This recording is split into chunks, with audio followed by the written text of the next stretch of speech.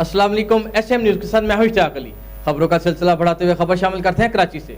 3 अफराद कुचल वाले डंपर ड्राइवर को ट्रैफिक एहलकार ने छोड़ दिया। कराची के इलाके कयूमाबाद पुल पर पेश आने वाले ट्रैफिक हादसे में 3 बहन भाइयों को कुचलने वाले डंपर ड्राइवर को छोड़ने वाले ट्रैफिक एहलकार की वीडियो मंजर आम पर आ गई।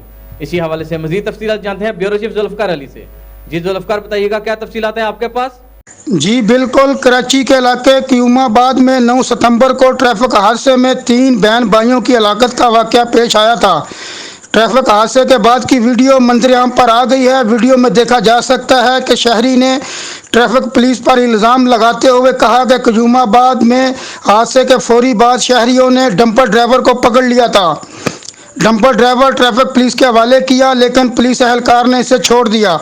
9 सितंबर को क्यूमाबाद पुल पर डंपर ने मोटरसाइकिल सवार 3 सगे बहन भाइयों को कुचल दिया था। पुलिस फरार कराए गए डंपर ड्राइवर को ताहाल गिरफ्तार नहीं कर सकी है।